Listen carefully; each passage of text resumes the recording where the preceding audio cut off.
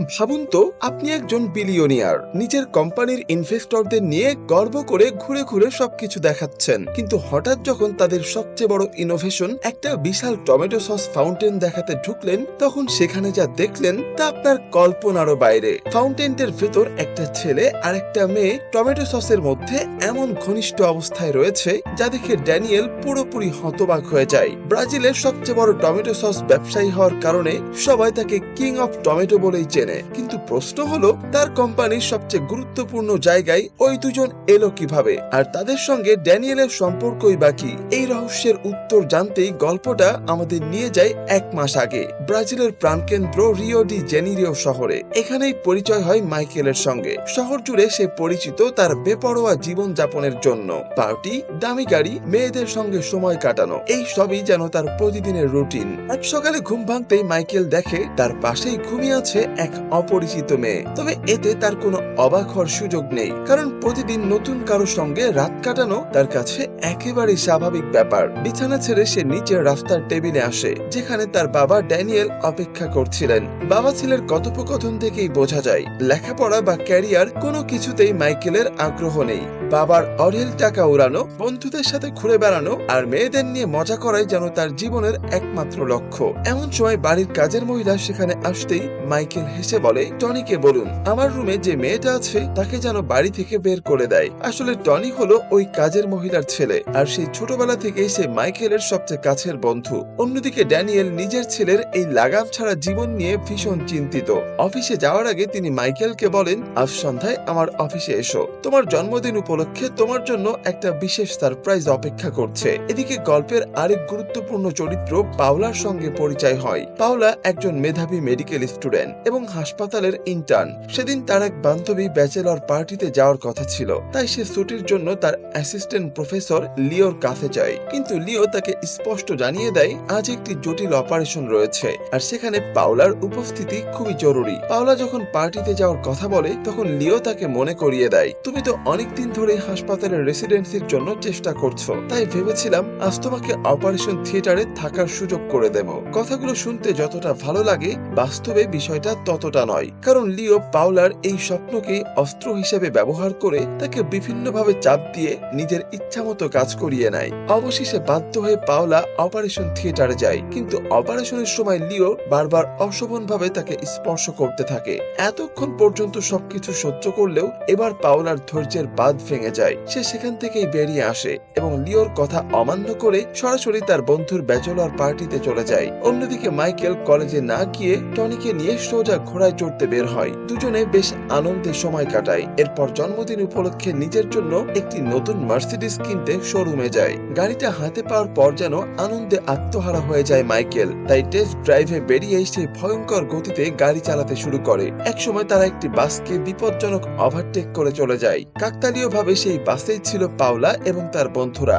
ঘটনাটা দেখে পাওলার এক বান্ধবী বিরক্ত হয়ে বলে, যেখানে যাও বড় লোকের বকে যাওয়া ছেলেপেলেদের হাত থেকে রেহাই নেই। আসলেও পাওলা এমন দায়িত্বহীন আর অহংকারী মানুষদের একদমই সহ্য করতে পারে না। এদিকে অতিরিক্ত গতিতে গাড়ি চালানোর কারণে পুলিশ মাইকেলকে থামায়, কিন্তু তাকে চিনতে পারার সঙ্গে সঙ্গেই কোনো প্রকার জরিমানা বা সতর্কতা ছাড়াই তাকে ছেড়ে দেয়, কারণ মাইকেলের বাবার প্রভাব শহরের সবাই জানে। এরপর মাইকেল বাবার অফিসে পৌঁছে জন্মদিনের উপহার হিসাবে শোরুমে দেখা সেই লাল রঙের গাড়িটাই চেয়ে বসে, কিন্তু ড্যানিয়েল এবার ছেলেকে সরাসরি না বলে দেয়, বরং তিনি একটা শর্ত দেন, যদি তুমি আমার কোম্পানিতে কাজ শুরু করো, নিজের যোগ্যতা প্রমাণ করতে পারো আর ভালো পারফরমেন্স দেখাও, তাহলে এই গাড়ির কথা আমি অবশ্যই ভাববো। একই সঙ্গে তিনি মাইকেলের পরিচয় করিয়ে দেন কোম্পানি জুনিয়র এক্সিকিউটিভ গিনির সঙ্গে। গিনি অত্যন্ত পরিশ্রমী, নিয়মানুবর্তী এবং নিজের কাজে ভীষণ কঠোর। সে ধৈর্য ধরে মাইকেলকে কোম্পানির কাজকর্ম বুঝিয়ে দিতে শুরু করে, কিন্তু কাজ শেখার বদলে মাইকেলের পুরো মনোযোগ ছিল গিনির দিকেই। কথার মাঝখানে সে গিনিকে ডেটে যাওয়ার প্রস্তাব দিয়ে বসে, তবে গিনি এমন ছেলেদের খুব ভালো করে চেনে, তাই সে বিন্দুমাত্র গুরুত্ব না দিয়ে নিজের কাজে মনোযোগী থাকে। আর এখান থেকে শুরু হতে যাচ্ছে এমন এক গল্প, যেখানে এক বেপরোয়া ধনী ছেলের জীবন ধীরে ধীরে এমন ভাবে বদলে যাবে যা সে নিজেও কোনোদিন কল্পনা করেনি। এদিকে সেদিন রাতেই শহরে শুরু হয় বহুল প্রতীক্ষিত টমেটো ফেস্টিভ্যাল। এই বিশাল আয়োজনের পেছনে ছিল আর কেউ নয়, বরং কিং অফ টমেটো খ্যাত ড্যানিয়েল। আর এই উৎসবের মধ্যে মাইকেলের জন্মদিন উপলক্ষে একটি জমকালো পার্টিরও আয়োজন করা হয়। কিছুক্ষণ পর পর সেখানে টনিও আসে, কিন্তু অতিথি তালিকায় তার নাম না থাকায় নিরাপত্তা রক্ষীরা তাকে ভেতরে ঢুকতে দেয় না। ঠিক তখনই মাইকেল এসে বন্ধুকে নিজের সঙ্গে নিয়ে ভেতরে প্রবেশ করে। পার্টিতে ঢোকার পর টনি খুব উচ্ছ্বসিত হয়ে মাইকেলকে একটি মেয়ের সঙ্গে পরিচয় করিয়ে দিতে নিয়ে যায়, কারণ সে অনেকদিন ধরে মেয়েটিকে পছন্দ করত। কিন্তু ঘটনাটা একদম উল্টো হয়ে যায়। মেয়েটি টনির সঙ্গে কথা বলার বদলে মাইকেলের প্রতি বেশি আগ্রহ দেখাতে শুরু করে। কিছুক্ষণ কথা বলার পর সে আত্মবিশ্বাসের সঙ্গে বলে, আমি জানি তুমি কেন আমাকে এইখানে ডেকেছো, তুমি আমাকে পছন্দ করো তাই না? কথা শেষ করে সে হঠাৎ মাইকেলকে চুমু খেয়ে বসে। দৃশ্যটা দেখে টনির মন ভেঙে যায়। সে চুপচাপ সেখান থেকে চলে যেতে শুরু করে। মাইকেল তার পিছু নিলে টনি রাগে বলে, তোমার অনেক টাকা আছে বলেই সবাই তোমার দিকে ছুটে আসে, কিন্তু তুমি কোনোদিন সত্যিকারের ভালোবাসা পাবে না, কারণ যারা তোমার জীবনে আসবে তারা তোমাকে নয়, তোমার টাকাটাকেই ভালোবাসবে। কথাগুলো বলেই টনি সেখান থেকে চলে যায়। ঠিক তখনই শুরু হয়ে যায় ফেস্টিভ্যালের সবচেয়ে আকর্ষণীয় পর্ব, টমেটো ফাইট। চারিদিকে সবাই একে অপরের দিকে টমেটো ছুঁড়ে আনন্দে মেতে ওঠে। হঠাৎ মাইকেলের ছোড়া একটি টমেটো গিয়ে লাগে পাওলার গায়ে। পাওলার সঙ্গে সঙ্গেই ক্ষুব্ধ হয়ে ওঠে। সে মাইকেলকে কড়া ভাষায় বলে, যেখানে হাজার হাজার মানুষ ঠিকমতো খাবার জোটাতে পারে না, সেখানে এভাবে খাবার নষ্ট করে আনন্দ করা একেবারে অযৌক্তিক। মাইকেল সঙ্গে সঙ্গে তার কাছে ক্ষমা চায়, কিন্তু ঠিক সেই মুহূর্তেই তারা দেখতে পায় একজন লোক পাওলা এবং তার বন্ধুদের সঙ্গে খুবই খারাপ আচরণ করছে। এক মুহূর্ত দেরি না করে মাইকেল তাদের সাহায্যে এগিয়ে যায়, আর সেখান থেকেই শুরু হয়ে যায় মারামারি। এক পর্যায়ে লোকটি মাইকেলের নাকে জোরে ঘুষি মারে, সঙ্গে সঙ্গেই তার নাক দিয়ে প্রচুর রক্ত পড়তে শুরু করে। এটা দেখে পাওলার খুবই খারাপ লাগে। তার বন্ধুরা চলে গেল, সে মাইকেলের পাশে থেকে তাকে সাহায্য করার সিদ্ধান্ত নেয়। দুজনে বেশ কিছুক্ষণ গল্প করতে থাকে। কথার এক পর্যায়ে পাওলা আবারও বলে, যেখানে এত মানুষ না খেয়ে দিন কাটায়, সেখানে শুধু আনন্দের জন্য এত খাবার নষ্ট করা সত্যি খুবই বোকামি। কথা বলতে বলতেই মাইকেল জানতে পারে পাওলা রিও ডি জেনিরিওতে থাকে। পাওলাকে ইমপ্রেস করার জন্য মাইকেল নিজের আসল পরিচয় গোপন করে। সে বলে তাদের পারিবারিক আর্থিক অবস্থা খুব একটা ভালো নয়, তাই সে একটি টমেটো ফার্মে কাজ করে। মাইকেলের কথা শুনে পাওলার তার প্রতি সহানুভূতি জন্মায়। সে জানায় সে রিওতে একজন মেডিকেল ইন্টার্ন হিসেবে কাজ করে। ভবিষ্যতে যদি কখনো কোনো সাহায্যের প্রয়োজন হয় তাহলে যেন নির্দ্বিধায় তার সঙ্গে যোগাযোগ করে। এরপর পাওলা সেখান থেকে চলে যায়। পরদিন সকালে ড্যানিয়েল আবারও মাইকেলকে কোম্পানিতে যোগ দেওয়ার প্রস্তাব দেন। এমনকি লাল রঙের সেই রেঞ্জ রোভারটিও দেখিয়ে তাকে রাজি করানোর চেষ্টা করেন, কিন্তু এবার মাইকেল ভিন্ন সিদ্ধান্ত জানায়। সে বলে, আমি শুধু আপনার ছেলে বলেই এই চাকরি নিতে চাই না, আমি চাই সবার মতো প্রতিযোগিতা করে নিজের যোগ্যতায় চাকরিটা অর্জন করতে। সে আরো জানায় রিওতে কোম্পানির একটা ট্রেনিং ও সিলেকশন প্রোগ্রাম চলছে, আর সে সেখানেই অংশ নিতে চায়। আসলে এই সবই সে করছে পাওলার কাছাকাছি যাওয়ার জন্য। ছেলের এমন কথা শুনে ড্যানিয়েলও শেষ পর্যন্ত রাজি হয়ে যান। এরপর মাইকেল টনির সঙ্গে দেখা করে। সে বলে, তুমি তো অনেকদিন ধরে রিওতে পড়তে যেতে চেয়েছিলে, আমি এখন রিও যাচ্ছি, চাইলে তুমিও আমার সঙ্গে যেতে পারো। এরপর সে নিজের পুরো পরিকল্পনাটা খুলে বলে। দুজনে সিদ্ধান্ত নেয় তারা নিজেদের পরিচয় অদল বদল করবে, অর্থাৎ টনি সবার কাছে নিজেকে মাইকেল হিসাবে পরিচয় দেবে, আর আসল মাইকেল থাকবে সাধারণ একজন প্রতিযোগীর পরিচয়। মাইকেল আরো বলে, যদি টনি এই ট্রেনিং প্রোগ্রামে নির্বাচিত হতে পারে তাহলে সে নিজের সেই লাল রঙের রেঞ্জ রোভারিও তাকে উপহার দেবে। গাড়িটার প্রতি টনির দুর্বলতা আগেই ছিল, তাই সে এক মুহূর্ত দেরি না করে প্রস্তাবে রাজি হয়ে যায়। পরিকল্পনা অনুযায়ী টনি কোম্পানিতে গিয়ে নিজেকে মাইকেল বলে পরিচয় দেয়, আর যেহেতু ড্যানিয়েলের কোম্পানিতে এখনো কেউ আসল মাইকেলকে দেখেনি, তাই সবাই সহজেই তাকে বিশ্বাস করে ফেলে। এরপর তারা দুজন রিওতে পৌঁছে যায়। সেখানে গিয়ে তারা খুব দ্রুত পাওলার সম্পর্কে প্রয়োজনীয় সব তথ্য জোগাড় করে ফেলে। জানতে পারে সেদিন রাতে পাওলা একটি পার্টিতে যাবে। সুযোগ হাতছাড়া না করে মাইকেল সেই পার্টিতে পৌঁছে যায়। পাওলার নজরে না পড়ার জন্য মাইকেল একটি হাউসকিপারের পোশাক পরে নেয়। কিছুক্ষণ পর পাওলা সেখানে আসতেই মাইকেলকে দেখে অবাক হয়ে যায়। দুজন কথা বলছিল, ঠিক তখনই প্রফেসর লিও এসে পাওলার হাত ধরে তাকে জোর করে নিয়ে যেতে চায়। লিওর এমন আচরণে বিরক্ত হয়ে পাওলা হঠাৎ মাইকেলের দিকে ফিরে তাকে চুমু খেয়ে বসে। এরপর তারা দুজনে সমুদ্র সৈকতে কিছু সময় কাটায়। সেখানে মাইকেল আবারও পাওলাকে চুমু খাওয়ার চেষ্টা করলে পাওলা তাকে থামিয়ে দেয়। এরপর একটি ছোট্ট হাসি দিয়ে তাকে বিদায় জানিয়ে সেখান থেকে চলে যায়। পরদিন সকালে মাইকেল এবং টনি কোম্পানির ট্রেনিং প্রোগ্রামে যোগ দেয়। সেখানেই তাদের পরিচয় হয় ট্রেনিং কোঅর্ডিনেটর এলিয়ানার সঙ্গে। এলিয়ানা টনিকে ড্যানিয়েলের ছেলে বলে মনে করে, তাই তার সঙ্গে খুব আন্তরিক আচরণ করতে থাকে। অন্যদিকে সাধারণ কর্মচারী ভেবে মাইকেলকে সবচেয়ে কঠিন কাজগুলো দেয়া হয়, যে কাজগুলো করতে অন্য সবাই এড়িয়ে চলত। এমন কঠিন পরিবেশে কাজ করার কোনো অভিজ্ঞতায় মাইকেলের ছিল না, তাই খুব দ্রুত সে বুঝতে পারে বাস্তব জীবন তার কল্পনার চেয়ে অনেক কঠিন।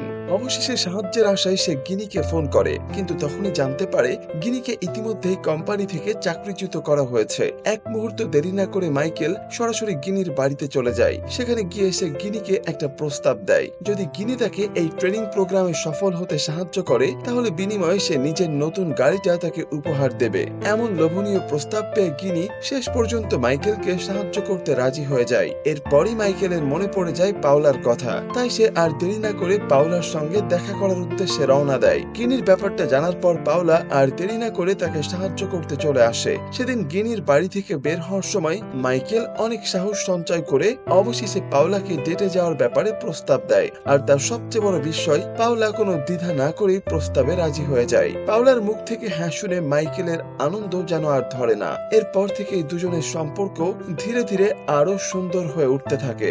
একদিন মাইকেল পাওলাকে নিজের বিলাসবহুল বাড়িতে না নিয়ে যায় একটি ভাঙাচোরা সাধারণ বাড়িতে, কারণ সে এখনো নিজের আসল পরিচয় গোপন রেখেছে। বাড়িটার অবস্থা এতটাই খারাপ ছিল যে সেখানে পৌঁছে মাইকেল নিজেই ভীষণ অস্বস্তিতে পড়ে যায়। কিন্তু অবাক করা বিষয় হলো পাওলা এসবের কিছুই গুরুত্ব দেয় না, বরং সে মাইকেলকে ঠিক যেমন আছে তেমন ভাবেই গ্রহণ করে।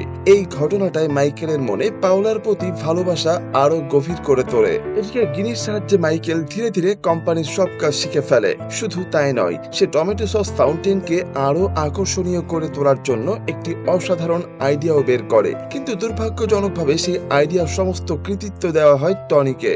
এলিয়ানা পুরো প্রজেক্টের দায়িত্ব টনির হাতে তুলে দেয়, কারণ তার কাছে টনি ছিল ড্যানিয়েলের ছেলে। নিজের পরিশ্রমের কোনো স্বীকৃতি না পেলেও মাইকেল চুপচাপ সবকিছু সহ্য করে, কারণ এই পরিচয় বদলের খেলাটা ভেঙে গেলে পাওলার সঙ্গেও তার সম্পর্ক শেষ হয়ে যেতে পারে। এক রাতে হঠাৎ করে পাওলা কোনো পূর্ব খবর ছাড়াই মাইকেলের সঙ্গে দেখা করতে তার অফিসে চলে আসে। সেখানে প্রথমেই তার দেখা হয় এলিয়ানার সঙ্গে। পাওলা যখন মাইকেলের কথা জানতে চায় তখন এলিয়ানা তাকে নিয়ে মাইকেলের রুমের দিকে রওনা দেয়, কিন্তু দূর থেকে তাদের দেখে ফেলে মাইকেল আর টনি। পরিস্থিতি বুঝে তারা দুজনেই তাড়াতাড়ি লুকিয়ে পড়ে। এদিকে এলিয়ানা মাইকেলের রুমে ঢুকতেই টনি ফিস করে বলে, আজ আমাকে কোনোভাবে পাওলার সামনে পড়া থেকে বাঁচাও। কারণ এলিয়ানার কাছে টনি ছিল আসল মাইকেল। তাই সে আর কিছু না ভেবেই টনিকে অফিসের পেছনের গেট দিয়ে বের করে নিয়ে যায়। পার্কিং লটে পৌঁছে এলিয়ানা টনিকে একটি রেস্টুরেন্টে যাওয়ার প্রস্তাব দেয়, কিন্তু টনি অজুহাত দিয়ে বলে তার বাড়িতে জরুরি কাজ আছে। তখন এলিয়ানা নিজেই বলে, তাহলে আমিও তোমার সঙ্গে যাই। উপায় না পেয়ে টনি তাকে নিয়ে নিজের বাড়িতে নিয়ে আসে। সেখানে এলিয়ানার অনুরোধে সে নিজের হাতে রান্নাও করে। খাবারের স্বাদ খুব একটা ভালো না হলেও এলিয়ানা বেশ আনন্দ নিয়েই খায়। আসলে সে ধীরে ধীরে টনির প্রেমে পড়তে শুরু করেছে, কারণ এখনো সে বিশ্বাস করে টনি ড্যানিয়েলের ছেলে মাইকেল। অন্যদিকে অফিসে লুকিয়ে থাকতে দেখে পাওলার মনে সন্দেহ জন্মায়। তার মনে হয় হয়তো মাইকেল ইচ্ছে করে তার সঙ্গে দেখা করতে চাইছে না। রাগ করে যখন সে চলে যেতে উদ্যত হয় তখন মাইকেল তাকে থামিয়ে পুরো বিষয়টা নিজের মতো করে বোঝায়। সে জানায় ট্রেনিং কোঅর্ডিনেটর এলিয়ানা তাকে একদমই পছন্দ করে না, তাই সে সবসময় এমন পরিস্থিতি তৈরি করে যাতে মাইকেল এই ট্রেনিং প্রোগ্রামে সফল হতে না পারে। মাইকেলের কথা শুনে পাওলার ফুল ভেঙে যায়। সেদিন রাতেই দুজনের সম্পর্ক আরো এক ধাপ এগিয়ে যায়। ঠিক কিছুক্ষণ পর গিনি ফোন করে জানায় জরুরি চিকিৎসা সহায়তা দরকার। এক মুহূর্ত দেরি না করে পাওলা সেখানে যাওয়ার সিদ্ধান্ত নেয়। দুজনে দ্রুত সেখানে পৌঁছে যায়, আর পাওলাও সময় মতো প্রয়োজনীয় চিকিৎসা সম্পন্ন করতে সক্ষম হয়। পরদিন সকালে মাইকেল বাড়ি ফিরে দেখে এলিয়ানা এখনো সেখানে রয়েছে। আসলে আগের রাতে এলিয়ানা টনির সঙ্গেই সময় কাটিয়েছিল। তবে ভোর হওয়ার আগে টনি চুপি চুপি মাইকেলের বিছানার নিচে লুকিয়ে পড়ে, যাতে এলিয়ানা সত্যিটা বুঝতে না পারে। পরদিন মাইকেল আর পাওলা যখন একটি শপিং মলে ঘুরছিল ঠিক তখনই হঠাৎ সেখানে হাজির হন ড্যানিয়েল। বাবাকে দেখে মাইকেল এক মুহূর্তের জন্য পুরোপুরি হতভম্ব হয়ে যায়, তবে কোনো রকমে পরিস্থিতি সামলে নেয়। সেখানে ড্যানিয়েল তাকে জানিয়ে দেন পরের রাতে কোম্পানির ইনভেস্টরদের সঙ্গে একটি অত্যন্ত গুরুত্বপূর্ণ বিজনেস মিটিং রয়েছে, আর সেখানে মাইকেলের উপস্থিতি বাধ্যতামূলক। কিন্তু বিপদ হলো একই সময় পাওলার গ্র্যাজুয়েশন পার্টিও অনুষ্ঠিত হবে। একদিকে বাবার সবচেয়ে গুরুত্বপূর্ণ ব্যবসায়িক মিটিং, অন্যদিকে ভালোবাসার মানুষের জীবনের বিশেষ দিন। দুদিকেই সমান গুরুত্বপূর্ণ হওয়ায় মাইকেল সিদ্ধান্ত নেয় যেভাবেই হোক সে দুটো অনুষ্ঠানেই উপস্থিত থাকবে। আর সেই পরিকল্পনার প্রথম ধাপ হিসাবে সে তার বাবাকে বুদ্ধি করে মিটিংটি একটি রেস্টুরেন্টে আয়োজন করার পরামর্শ দেয়। মাইকেলের পরিকল্পনা অনুযায়ী শেষ পর্যন্ত বিজনেস মিটিংটি সেই রেস্টুরেন্টে আয়োজন করা হয়, যেটি ছিল পাওলার গ্র্যাজুয়েশন পার্টির ভেন্যুর একেবারে কাছাকাছি। মিটিং শুরু হওয়ার পর সুযোগ বুঝে মাইকেল ওয়াশরুমে যাওয়ার অজুহাত দেয়। এরপর দ্রুত পোশাক বদলে সোজা চলে যায় পাওলার গ্র্যাজুয়েশন পার্টিতে। কিন্তু সেখানেই ঘটে আরেক বিপত্তি। ভুলবশত সে অ্যালকোহল মেশানো একটি ড্রিঙ্কস খেয়ে ফেলে। এর কিছুক্ষণ পর আবার সে মিটিং এ ফিরে আসে, কিন্তু তখন নেশার কারণে তার নিজের উপর আর কোনো নিয়ন্ত্রণ ছিল না। ইনভেস্টরদের সামনে সে একের পর এক আজে বাজে কথা বলতে শুরু করে। ছেলের এমন আচরণ দেখে ড্যানিয়েল সবার সামনে ভীষণ অপমানিত বোধ করেন। কিছুক্ষণ পর আবারও মাইকেল মিথ্যা অজুহাত দিয়ে পার্টিতে ফিরে যাওয়ার চেষ্টা করে, কিন্তু তাড়াহুড়ো করতে গিয়ে এবার সেই পোশাক বদলাতেই ভুলে যায়। মাইকেলকে সেই অদ্ভুত পোশাকে দেখে পাওলার সন্দেহ হয়। সে জানতে চায় আসলে কি চলছে, কিন্তু সত্যিটা বলার সাহস না পেয়ে মাইকেল আবারও নতুন একটি মিথ্যার আশ্রয় নেয়। পাওলার রাগ ভাঙানোর জন্য সে হঠাৎ একটি রোমান্টিক গান গাইতে শুরু করে, কিন্তু নেশার ঘরে তার কোনো হুঁশই ছিল না। গান গাইতে গাইতেই ভুল করে সে বনফায়ারের আগুনের উপর পা দিয়ে ফেলে। মুহূর্তের মধ্যেই তার প্যান্টে আগুন ধরে যায়। এমন পরিস্থিতিতে মাইকেল পুরোপুরি হতভম্ব হয়ে পড়ে। উপায় না পেয়ে সে টনিকে ফোন করে সাহায্য চায়। টনি দ্রুত সেখানে পৌঁছে যায়, আর দুজনে আবার রেস্টুরেন্টে ফিরে পোশাক বদলানোর চেষ্টা করে। কিন্তু ঠিক সেই সময় সেখানে হাজির হন ড্যানিয়েল। ছেলের এই অবস্থা দেখে তিনি ভীষণ রেগে যান। আসলে মাইকেলের অস্বাভাবিক আচরণ দেখে তিনি আগেই বুঝেছিলেন নিশ্চয়ই কোথাও বড় ধরনের গন্ডগোল হয়েছে।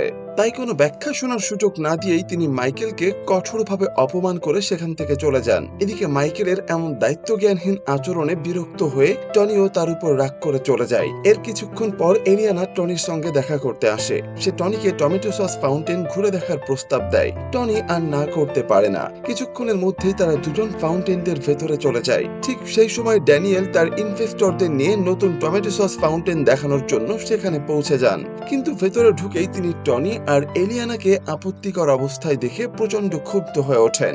ইনভেস্টররা এসে পড়ার আগেই তিনি তাড়াতাড়ি দরজা বন্ধ করে দেন। এভাবেই গল্পটা আবার সেই প্রথম দৃশ্যের সঙ্গে মিলিয়ে যায়, যেখান থেকে পুরো সিনেমা শুরু হয়েছিল। অন্যদিকে মাইকেল আবারও পাওলার কাছে ছুটে যায়, কিন্তু ততক্ষণে পার্টিতে উপস্থিত একজনের কাছ থেকে পাওলা জেনে গেছে মাইকেল আসলে একজন সাধারণ টমেটো ফার্মের কর্মচারী নয়, সে ড্যানিয়েলের ছেলে, আর এতদিন ধরে নিজের পরিচয় লুকিয়ে রেখেছিল। মাইকেল মরিয়া হয়ে সব সত্যি খুলে বলতে চায়। সে বারবার ক্ষমাও চায়, কিন্তু পাওলা তার কোনো কথাই আর বিশ্বাস করতে পারে না। ভাঙা হৃদয় নিয়ে সেখান থেকে চলে যেতে শুরু করে। মাইকেল তাকে থামানোর চেষ্টা করলেও অতিরিক্ত অ্যালকোহলের প্রভাবে হঠাৎ করেই অজ্ঞান হয়ে মাটিতে লুটিয়ে পড়ে। পরদিন সকালে ঘুম ভাঙতেই মাইকেল দেখে তার বিছানার পাশে এক অচেনা মেয়ে বসে আছে। স্বাভাবিকভাবেই সে ভয় পেয়ে যায়। তখন মেয়েটি তাকে আশ্বস্ত করে জানায় গতরাতে অজ্ঞান হয়ে পড়ায় সে শুধু তাকে বাড়িতে পৌঁছে দিয়েছে, এর বাইরে তাদের মধ্যে আর কিছুই ঘটেনি। কিন্তু ঠিক তখনই ঘরে প্রবেশ করে ড্যানিয়েল। রুমে আবারও এক অচেনা মেয়েকে দেখে তিনি পুরো ঘটনাটা ভুল বুঝে বসেন, কারণ তিনি তো জানতেনই না তার ছেলে ইতিমধ্যে অনেকটা বদলে গেছে। মাইকেল অনেক চেষ্টা করেও বাবাকে সত্যিটা বোঝাতে পারে না, বরং ড্যানিয়েল তাকে আরো কঠিন কথা শুনিয়ে দেন। বাবার এই অবিশ্বাসে মাইকেল ভীষণ কষ্ট পায়।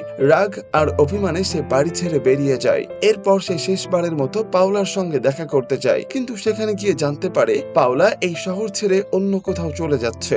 মাইকেল তাকে থামানোর জন্য শেষ চেষ্টা করে, কিন্তু পাওলা আর একবারও তার দিকে ফিরে তাকায় না। ভালোবাসার মানুষকে হারিয়ে মাইকেল পুরোপুরি ভেঙে পড়ে। সে ট্রেনিং প্রোগ্রামেও যাওয়া বন্ধ করে দেয়। কয়েকদিন পর গিনি তার সঙ্গে দেখা করতে আসে। সে মাইকেলকে বোঝায় অন্তত আজ একবার চলো, আজ ট্রেনিং প্রোগ্রামের ফলাফল ঘোষণা করা হবে। গিনির কথা রাখতে অনিচ্ছা সত্ত্বেও মাইকেল সেখানে যায়, আর সেখানে গিয়ে সে জীবনের সবচেয়ে বড় চমকটি পায়। সবাইকে অবাক করে দিয়ে বিজয়ী হিসাবে ঘোষণা করা হয় মাইকেলের নাম। নিজের যোগ্যতায় জীবনে প্রথমবার এত বড় একটি অর্জন পাওয়ার পরও সে চাকরিটি গ্রহণ করতে অস্বীকার করে, কারণ তার বিশ্বাস তাকে সুযোগ করে দেওয়ার জন্যই অন্যায়ভাবে গিনিকে চাকরি থেকে বের করে দেওয়া হয়েছিল। এমন অন্যায়ের বিনিময়ে পাওয়া সাফল্য সে কোনোভাবেই গ্রহণ করতে চায় না। এরপর মাইকেল, টনি এবং গিনি তিনজনে মিলে একটি নতুন সিদ্ধান্ত নেয়। মাইকেল তার প্রিয় গাড়িটি বিক্রি করে দেয়, আর সে টাকাতেই তারা নিজেদের নতুন একটি টমেটো ব্যবসা শুরু করে। সময় গড়িয়ে 1 বছর কেটে যায়। একদিন হঠাৎ করেই পাওলা ফিরে আসে। সে মাইকেলের জন্য একটি সারপ্রাইজ পার্টির আয়োজন করে। পাওলাকে আবার সামনে দেখে মাইকেলের আনন্দের আর সীমা থাকে না। সব ভুল বোঝাবুঝির অবসান ঘটে। দুজন আবারও একে অপরকে ফিরে পায়, আর এভাবেই একটি সুন্দর ভালোবাসায় ভরা হ্যাপি এন্ডিং এর মাধ্যমে গল্পটির সমাপ্তি ঘটে। তো বন্ধুরা, আজকের গল্পটি আপনাদের কেমন লাগলো অবশ্যই কমেন্ট করে জানাবেন। ভিডিওটি ভালো লাগলে একটি লাইক দিতে এবং চ্যানেলটি সাবস্ক্রাইব করতে ভুলবেন না। আবারও দেখা হবে নতুন কোনো গল্প নিয়ে। ততক্ষণ পর্যন্ত সবাই ভালো থাকবেন, সুস্থ থাকবেন, আর সিনে কাহিনীর সাথেই থাকবেন। আল্লাহ হাফেজ।